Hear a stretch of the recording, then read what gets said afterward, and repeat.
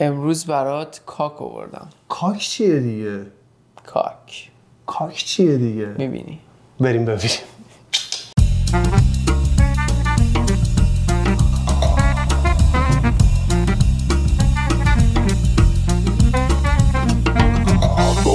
درود به همگی.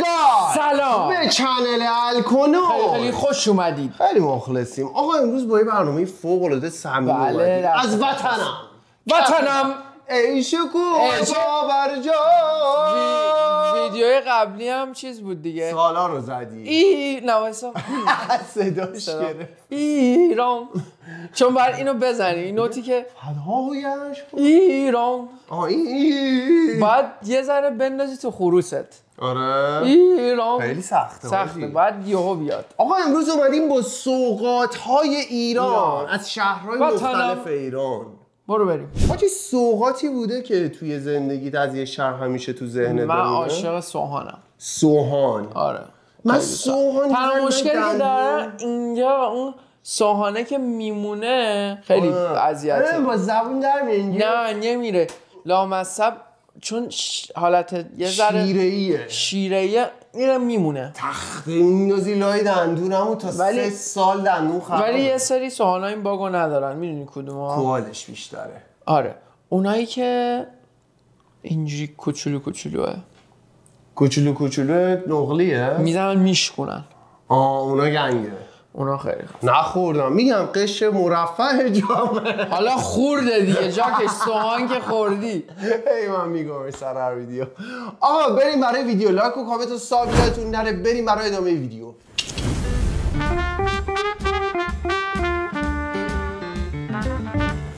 اولین آیتم. به سوهانه که از سوهان شروع میکنم. به آرزوم رسیدم. سوهان میدونی برای کجاست؟ برای کجاست؟ برای قومه. برای قوم نزدیک ساوه. اورجینالش برای قومه. من نمیدونم وقتی قوم چرا این همه نزدیک ساوه هستن 40 دقیقه راهه. خب مثلا نشد که مثلا سوهان هم بشه یکی از چیزای ساوه. ساوه چیه سوهانش؟ اناره دیگه. رو به انار و انار و کلا همه چی نماد یه اناره. چیز هم داره ساوه مثل توتکی. توتکی چیه؟ توتکی یه نونیه که مال ساوه است ولی نتونست پاپیولار بشه تو اون ساوه گیر کرد. عجب سوهان دلی ولی روغن ریخته بیرون ازش. بریم براش. برو بریم. سوهانی از قوم نابیه. چرا پسته داره بابا.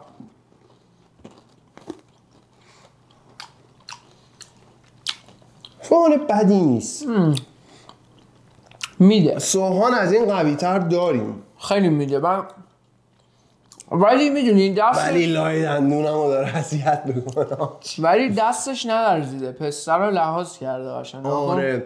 ولی چقدر جالبه که هر شهر ایران حاجی ایران پر از چیزهای خیلی عجیبه. یعنی من چقدر سنم داره میره بالاتر هی ارق ملیم داره نسبت به کشور بیشتر میشه. آره چون وقتی دوره زیاده نمیفهمید.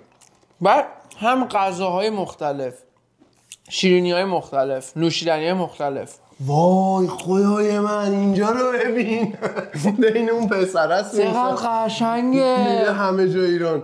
خدای من سوهان واقعا حاجی شهر عجیبیه. میگم شهر کشور عجیبیه.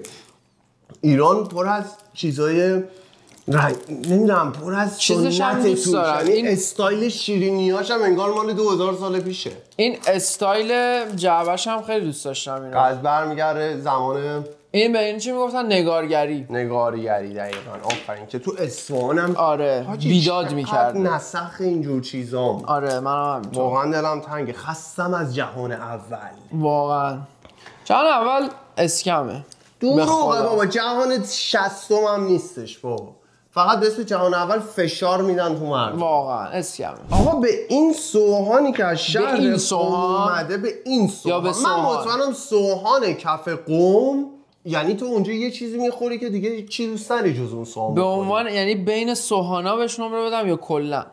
بین سوهانایی که تا حالا تو زندگیت خوردی نمره بده. ولی نه بین همه چی دیگه. بین همه چی. به سوهان چند میدی؟ من الان رفرنس خاصی ندارم. مثلا 6 میدم. 6 میدی به سوهان. آره. منم قیمت که دزدیه، منم نمره 6 رو میدم مثل خودش. ولی خوب چربه حاجی، میز الان روغنیه، دستام چربه. بریم برای ایتم بعدی.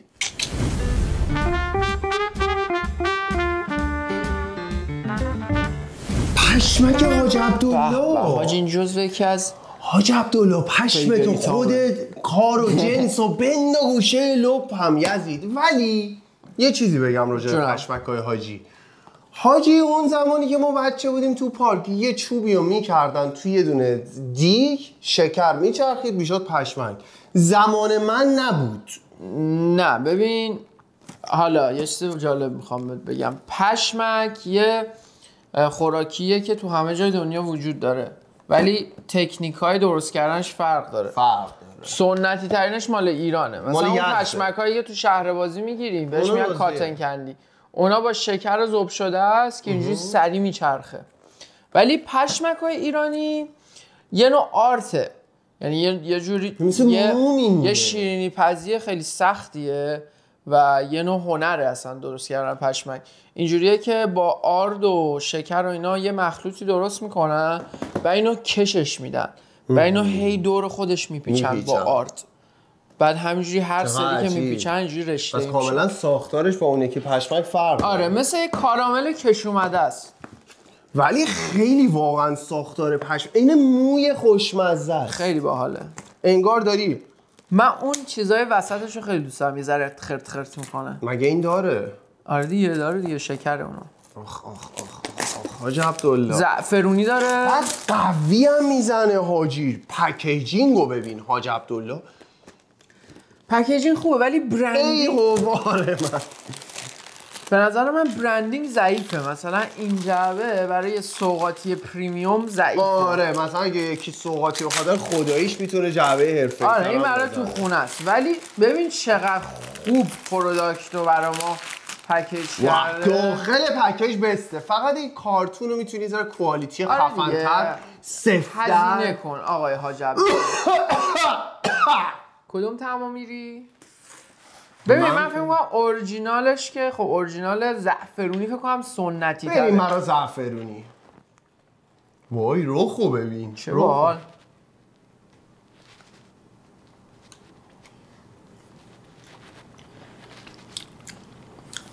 مزه چی میده این؟ چقدر خوشمزه.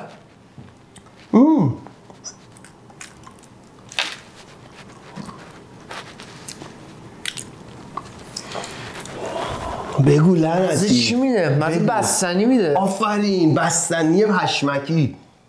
ها پشمک رو بستنی. چقدر خوشمزه. چه طعماییه؟ زعفرون و شکلات و وانیلیه. آره خیلی خوشمزه بود. ولی یه مزار مزه وانیل میده بیشتر این. یه ذره نمیدونم یه چیزیش منو داره اذیت میکنه. میدونی چیه؟ احساس کنم خیلی توپاش بزرگه. آره یعنی کوچیک‌تر میزد همونو مینداختم صاف تو دهنم خیلی حال می‌کرد. آها یعنی نمیخواستی باش عشق بازی کنی. آره تو دستم نگران دارم همون عشق بازی نمی‌کردی. گوشه لب با چی عشق بازی حال میده؟ چی؟ با باقلوا فقط حال میده. جان من فکر کنم چیز دیگه رو داری میگی. با کاکم حال میده. اون کاک ولی حاجی خوشمزه بود حاج عبدالله. قویه.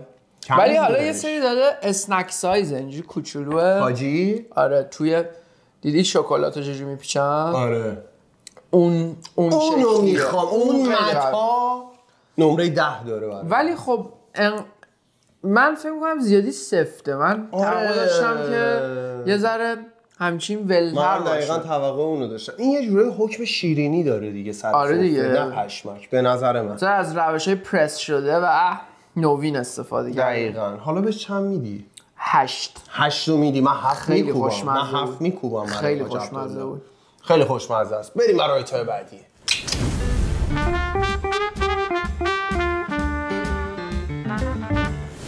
تویی که داری گوشفیل و دوغ میخوری. حاجی من نابود اون ترکیبم. تویی که داری بریونی میخوری کف میدون نقش جوون. بندازه همه اصفهانی و گوشه لپراستم. اصفهانینی بریونینی. من اصفهانی‌ها رو خیلی دوست دارم. منم خیلی دوست رفیق دارم. اصفهانی داشتم. زیاد داریم. بهترین آدمای کره زمینن. خیلی جیگرن. گز نیکومنش معروفه؟ نمیدونم. اسپانیا کامنت کنید معروفه یا نه توی اسپانیا. ما اینو پیدا کردیم. اینم حاجی، اینم فکر کنم مصرف شخصیه، سوغاتی نیست. آره بابا، میری اصفهان داشت گز یا میتونی بخری یا مثلا چند میلیون پولشه. آره دیدم. جعبه های عجیب غریب، پروداکت آره. خیلی عجیب، گزای خیلی لاکسچری بالا. آره. پسته 90%. این فکر کنم پسته توش قاچاقه یکم. نه بابا نیست؟ نه آقا، پیستاشیو 40%. 40% پیستاشیو. قاچاق نیست پس. پیستاشیو. میدونی گز از چی درست میشه؟ پیستاشیو. نه بجز پسته اون حالتش. آرد. نه خب آردم که میبینی. شکر. نه یه گیاهی به اسم انگبین. واقعا؟ انگبین یه گیاهیه که فقط تو کوههای زاگرس هست. به خاطر همین اون دور رو دارن. آره و برای به دست آوردن انگبین خیلی زحمت میکشن، برای همین گرونه. درود بر همه انگبین و خب بازای پسته هم قاعدتا داره دیگه، پسته هم چیزه. ولی همیشه یه هیتی بابت این گز آره. من دارم که خیلی سر و صورتت آردی میشه. بریم برای تستش. خیلی سیف نیست، خوبه. نه عالیه. گله خوشمزه ایه. آره نیکومنش. درود بر تو، شرف خانواده‌ات. دیدی بعضی گزا تموم نمیشه؟ خیلی خوشمزه است. خیلی چنده شیجاکش. از این گزاست که تا فردا تو خونمون نمیبینمش. این سریعا غارت میشه. من میام رژیم بگیرم، بعد مثلا میام ویدیو بگیریم، بعد میام شاشیدم تو اون رژیم. الان من داداش با این وضعیت که من تو میریم امکان پذیر نیست. آخه تو مشکل نداری، تو باید بیشتر هم بخوری حاجی. ولی ناموسم ببین رخ کارو چقدر قشنگه. شام آخر حاج آقا قاجاره نه؟ خیلی جالبه. کلا نگارگریه این. خیلی خوشگله حاجی.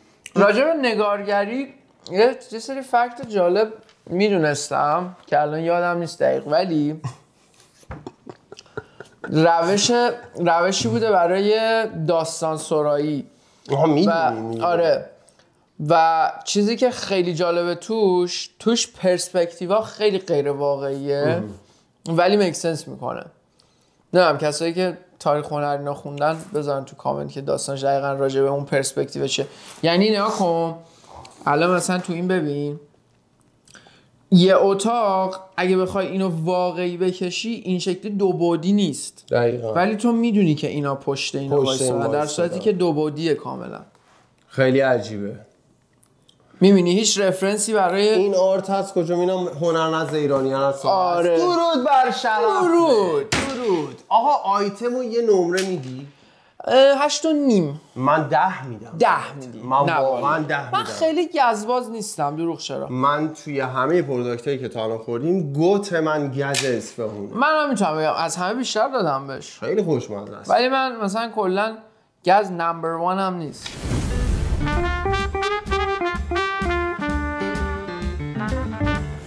آیتم بعدی نان شکری. نان شکری مال کجا هستم؟ مال شیرازه.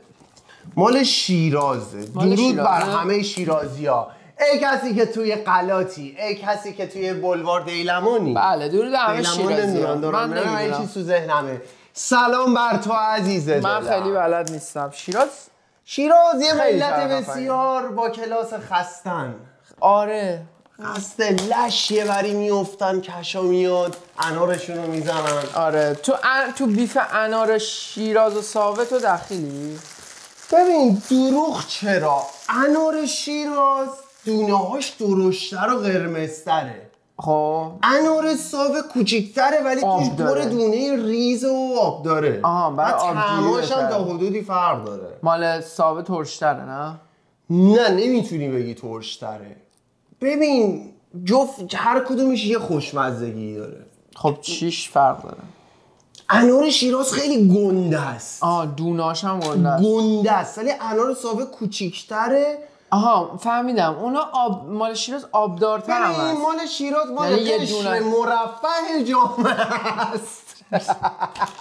سرویس کردی. ولی نه انار صبح هم خیلی خفنه جفتشون. من همیشه انار شیراز رو میخوردم صبح. خودت از این بیف بردی بیرون.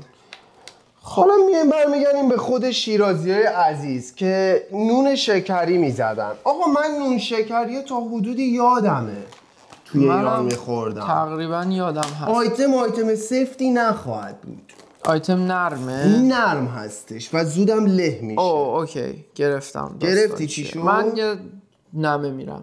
بریم یه نمه بریم برای نون شکری شیراز. آیتم خوشخوراکه ولی من ترجیح میدادم انقدر پودری نباشه. آره خب نون شکری همینجوری عزیزم. نه میدونم مدلشه ولی میدونی من چی رو دوست دارم؟ شیرین نارگیلی خیلی دوست دارم.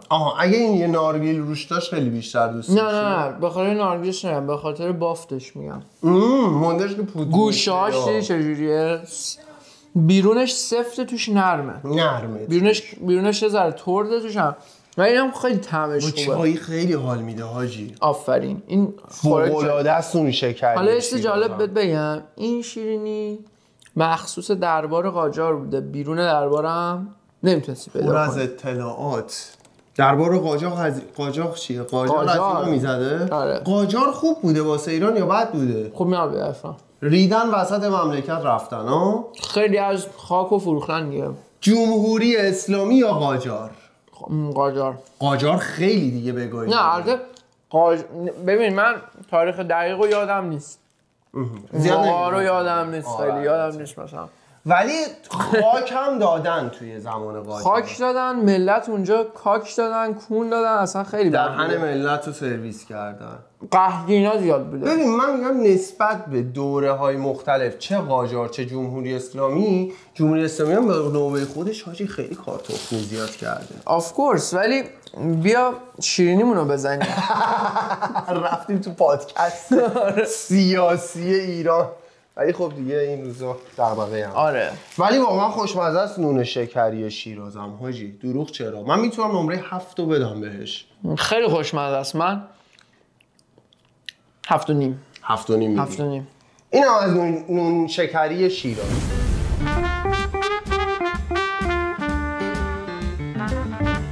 این آیتم خود جنسه. کاک مخصوصه. حاجی حالا بی احترامی که اصلا نه ولی کاک یه معنی میده. خب چیز دیگه وقتی دوتا زبون یه جا به هم میخورن و اونجا کاکه خیلی بده. با اینو میخوری اونم میخوری. حتی من نمیخورم. حاجی کاک خیلی چیزه. مثلا من خیلی راحت میتونم به تو بگم کاک میخوری، بعد تو ممکنه هر جوری برداشت کنی، بعد تو هم میتونی بگی آره من دوباره میتونم هر جوری میخوام برداشت کنم. حاجی کاک میخوری؟ اصلا یعنی چی کاک؟ کجاییش؟ ایرانی؟ فارسی؟ اینه دیگه. این تو دستاته الان. خب کاک این اسمش کاکه. کاکو چیه از شیراز؟ کاکو فرق داره. این کاکو یعنی برادر، این کاکه. این براده. بابا یخ در بهش. ببخشید. ولی واقعا اسمش عجیبه حاجی کاک. بعد چقدر جالب فونتشو با کاک کاک. یزید من این چه برندینگی. ولی خب بزنیم ببینیم چی. ولی ستونای کرمانشاه. سلام به تویی که تو کرمانشاهی. سلام به تویی که داری تنبور میزنی. سلام به تویی که داری دیگه نگم. درود و 200 درود بر تو. عجب رخی داره کاک رخ داره. آره کاک رخ داره. از بیرون خیلی خوشگل نبود. نه آخه پکیجینگ سنتیه خیلی، ولی با هم مزه رو ببینی چی میگه. من اینو میرم. برو بریم. چیرز. سلامتی کرمانشاهی ها.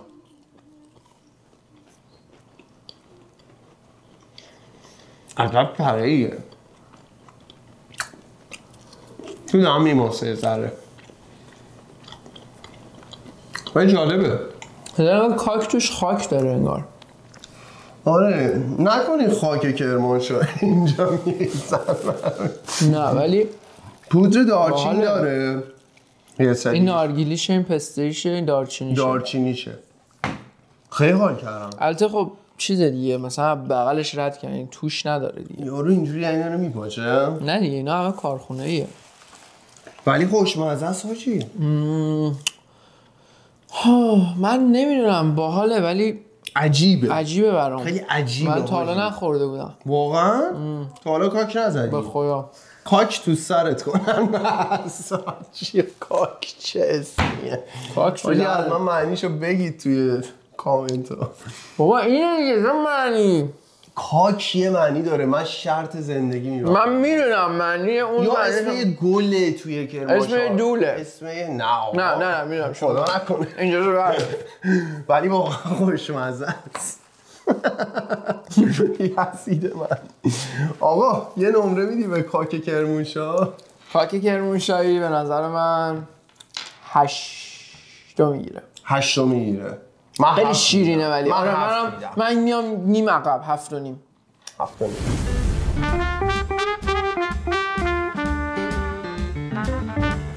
آیتم بعدی نون برنجی زعفرونی. مال کجا بود؟ این هم مال آقای حاج بهروز شکرریز گنگ. نه ولی اینو مطمئنم مال یک شهر، یعنی اصلش مال یک شهر دیگه است، کرمانشاه نیست. سوغات سنتی کرمانشاه اصلا روش نوشته. خب درسته. نامرده من علنا روش زده که یعنی پس اوکی. نه اشتباه کردم من. حاجی یه بویی میده. فکر کنم این مونده است خریدیم.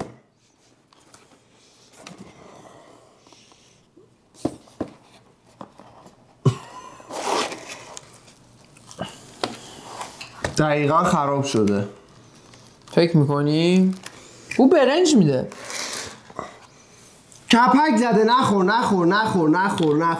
کپک رو دیدم.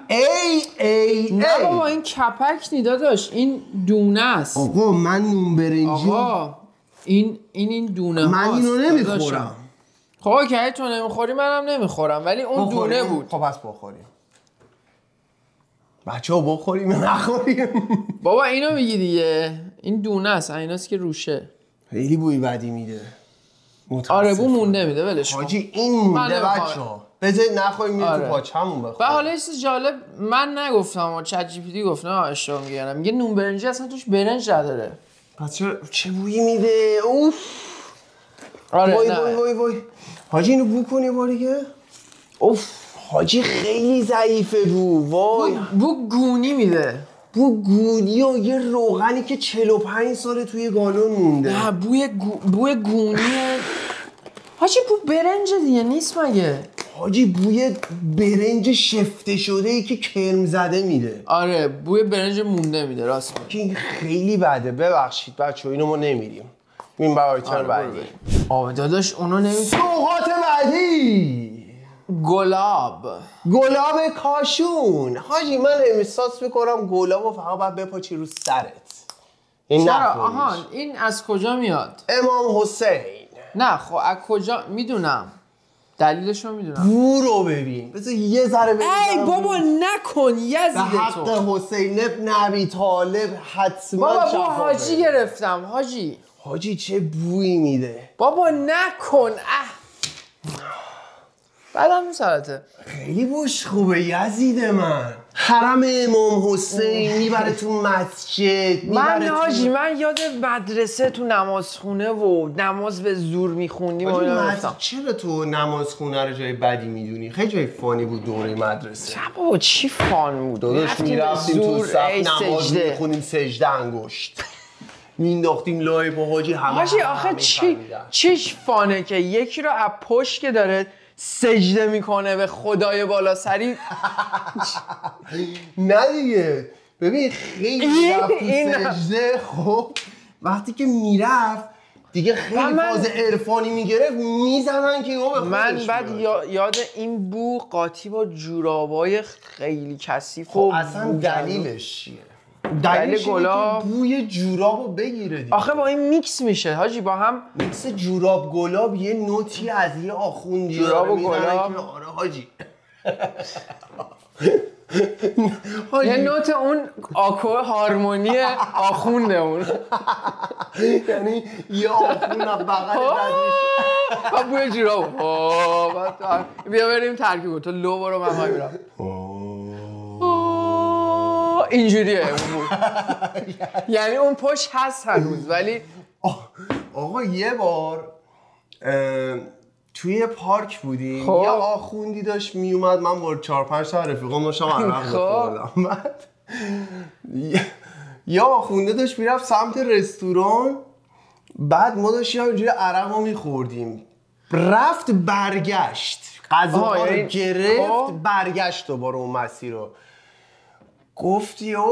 گفتم حاج آقا بفرما گفت شما بفرما بعد گفت شما بیا از این داغی ها بزن بعد منم چون اینجوری کردم شما بیا از این داغی ها بزن حاجی رفت یه خنده زد یه کله تکون داد رفت حاجی وسط عرق خوری مسعودم گرفتم اون شیخه به جون مادرم یادم نمیره ولی اون برو میداد نه از اون داغی ها نزن بیا الان جمله شو گفت از اون داغی ها نزن بیا از این داغی ها بزن گفتم آقا شما بیا از این داغی الان بالتر شد آره قشنگ توش اولش ریدی توش اشکال نداره حاجی ولی خیلی سم بود یهو آخه یادم اومد همین دی گلابو یه نمره بده حاجی لطفاً بیا تماش بس شیخ بیاین بیرون گلاب من بهش 6 میدم من بهش 7 میدم به خاطر بوی خوبه به خاطر بوی زیر بغل شیخی که از بغلم رد میشه 7 میدم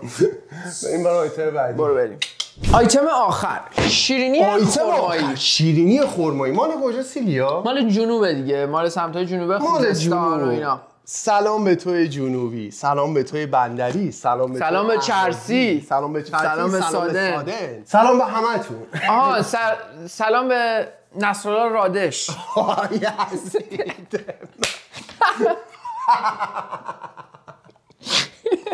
یادم نصرالله رادش خیلی کرکتره خیلی باحاله کاش میومد تورنتو با اون ویدیو میگیره وای فقط اون یه قسمت وای فقط اون یه دونه اسکیت داره که همونی که معتاده یارو رفته خواستگاری اونو من اصلا سالی 2-3 بار هی برمیگردم روش جزو گوت هاست دیگه میدونم دارم چیکار میکنم خیلی بامزه است بریم برای نون خرمایی بوی گوت میده عجب بوی داره همون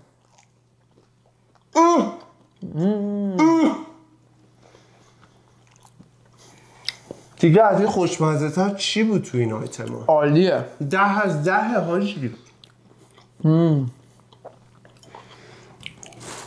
چرا سوخته روی میپزن چیزو گردو رو؟ ببینیم من توضیح بدم خب این الان طبق چیزی که میبینی فکر می‌کنی اول گردو رو این بوده رفته تو فر یا نه اینو اینجوری از قصد جای گردو رو خالی گذاشتن بعد گردو رو بشد کرد قاعدتا قالب طوری بوده که یه سوراخی بوده که گردو بره تو نه احمق این یک شیرینیه که درست میشه توش خرماه بعد گردو رو روش فشار میدن اگه اونجوری بود اینجوری پرفکت دور گردو نبود چون هر گردو یه شکله احمق راست میگه من واقعا روز میخوام من معذرت میخوام ولی من ذره بعدم تو اینجور چیزا دیگه آجی این کامن سنسه چی میگن این منطقیه دیگه من به این موضوع نبود اصلا ولی چقدر خوشمزه است ولی گوته خیلی خوب بود واقعا خوشمزه است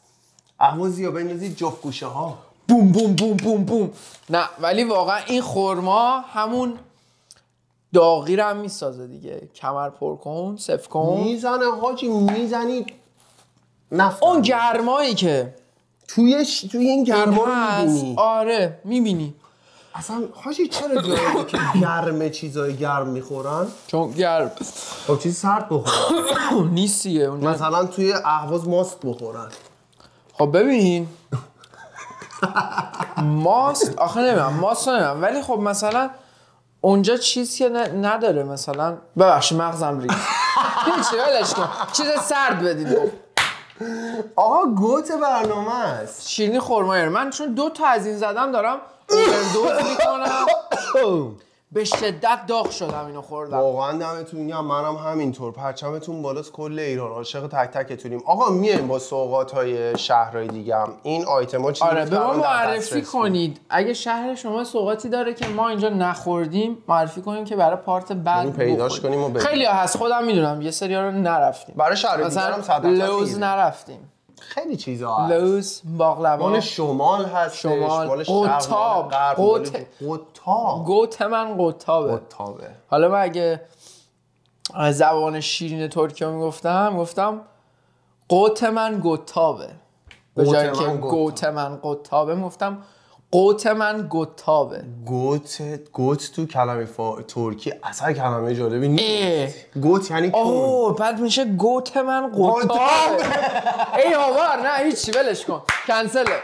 آقا ممنونم که تا اینجای ویدیو نگاه کردین. لایک کامنت و ساب یادتون نره. میایم با ویدیوهای سمی الکنون. دوستتون داره. خداحافظ.